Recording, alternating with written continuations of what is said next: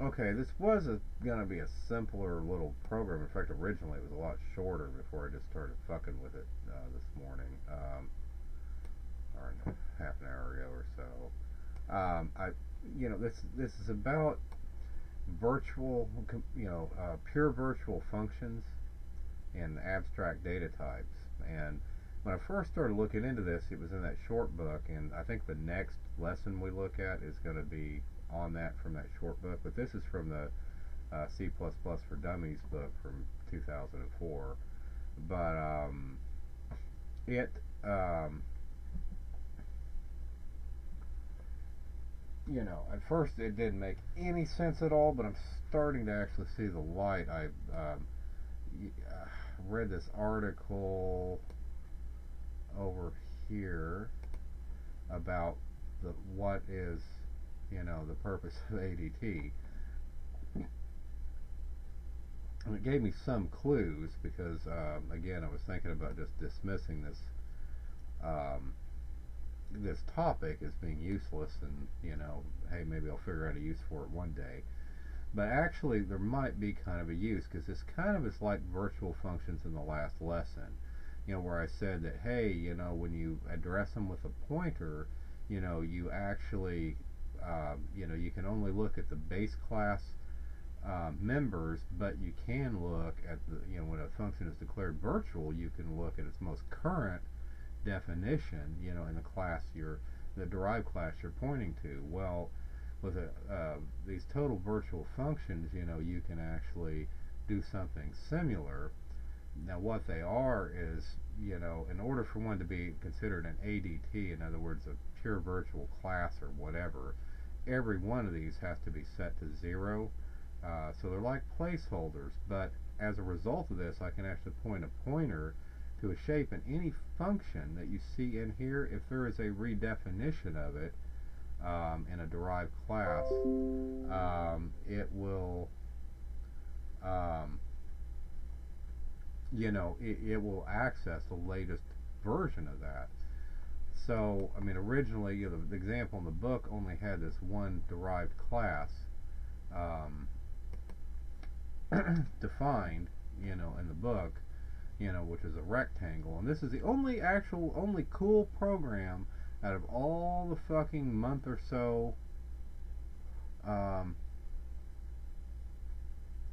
I spent on it. These fucking assholes.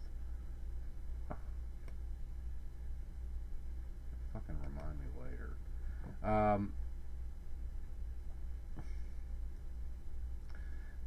At any rate, this is the only cool program out of all the damn console programs I've seen that does something kind of cool, because it actually draws something, in text, but at least it draws something. But this just, every function you see here is indeed implemented here. I don't know that it's a requirement for you to implement every function, but I kind of doubt that it is.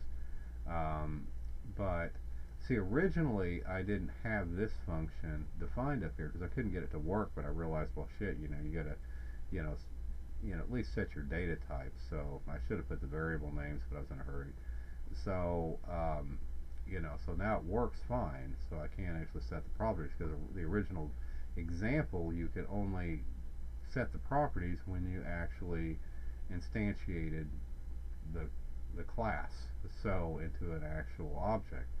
Well, that sucked, so I couldn't make a program, okay, where you enter data in. So I went and made this function and added it in, and so you could actually type in values, but still it wasn't virtual, so I couldn't access it with a pointer. But but I just did this, and now it works fine.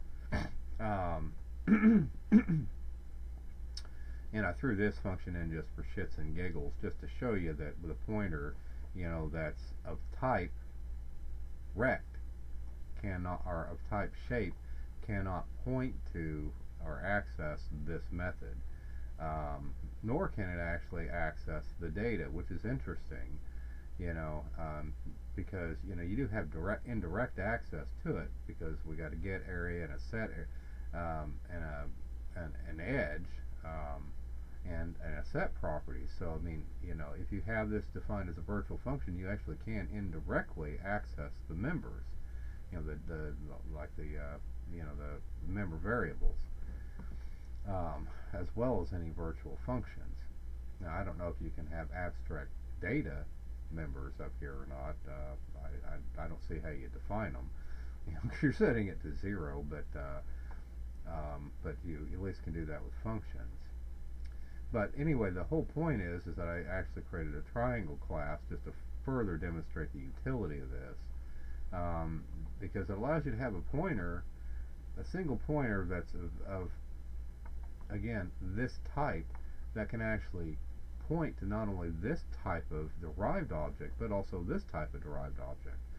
So, you know, or any type of derived object, you know, but it can only access the functions that are virtual, but it will access the current members, just like the virtual function we were looking at the other day.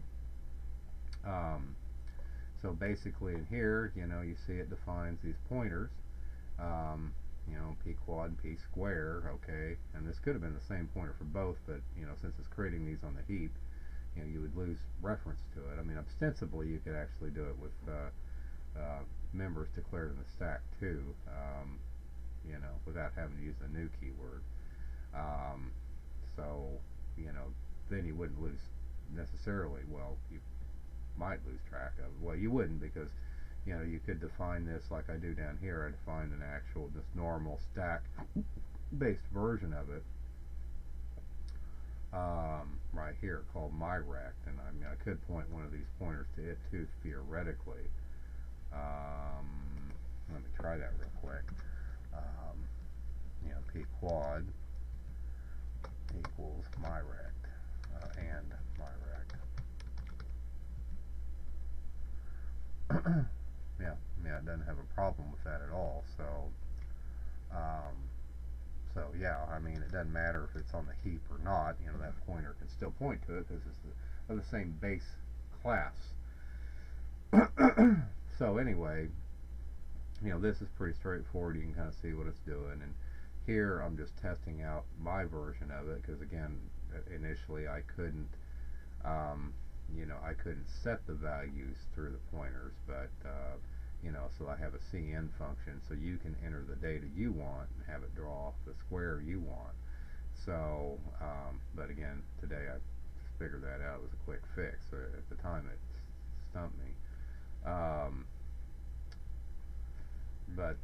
Anyway, so we come here now. I come down here, and initially I actually set it up to do this. You know, I defined just a new pointer to test my little function out, and I was like, well, hey, wait, you know, I really need to demonstrate the usefulness of this, and that's that you can reuse the pointer. So I just went ahead and used it and left this pointer definition in here and just pointed it, set it equal to p quad. Now I'm going to use p quad.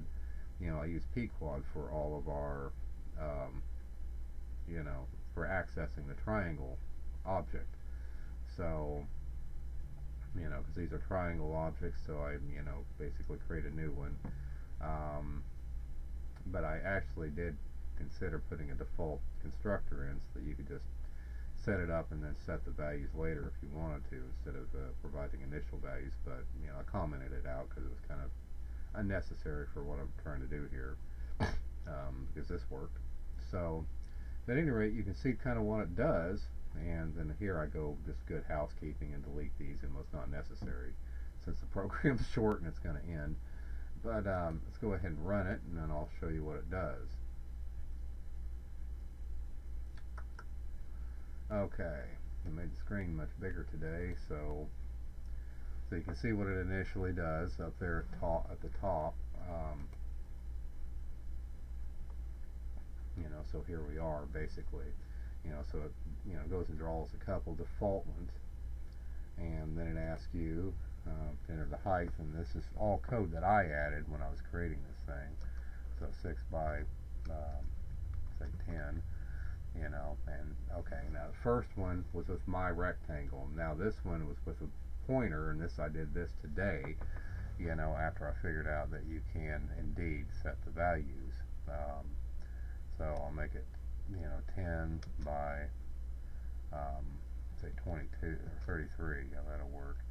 Okay, now we're going to do the new triangle function using the p quad, reusing the p quad pointer. So let's make that height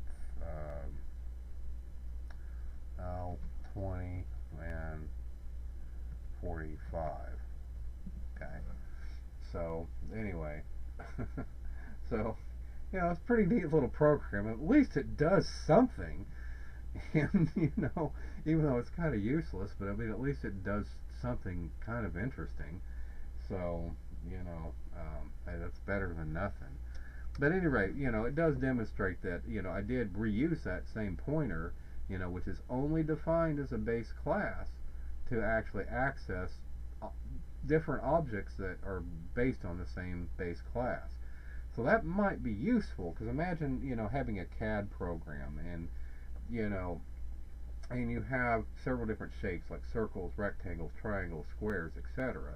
But you want to be able to go in and actually modify some of those parameters with a single pointer, a single operation. They can go in and index it, or go and get the properties. Like if you're wanting to store it to disk, okay, well you could have a getter method, in each class definition, that has all the parameters. Okay, and because it has all the parameters, it can go in and grab everything, instead of having to have several different pointers or whatever to all these different types of objects. You could just have one common pointer that actually goes through all the objects in your drawing, okay, and saves them to disk, gets the parameters and puts them to disk. And then same for loading them. It can go load them from disk. Look at the classification or whatnot. You'd have a some kind of a classification variable, and you just look for where there's supposed to be a triangle or rectangle or whatever, and go load them up hypothetically. Although I might be getting ahead of myself a little bit. But since we do have this, like triangle, you see in the triangle class, for example, these are local member variables to the triangle class. There are no member variables in the abstract data type. So, same with the rectangle. So you could have a, like a type, code in here, an enumerated type or something like that. It could be, a string or something, that identifies it as a rectangle or triangle or whatever, so, it can go create those kinds of functions. You probably wouldn't do that, though. I mean, if you really did have them defined as separate classes, because you're not going to, I mean, you can instantiate it, though, with the same pointer, though. You could use one pointer to instantiate it, like we did here. P quad instantiated a rectangle, but down here it's instantiated a triangle. So, I mean, it's possible in theory to actually go do what I'm describing, and you just use a bunch of if-then or select case statements, to dictate which one it sets up, but you can use just a single variable to do that, if you wanted to.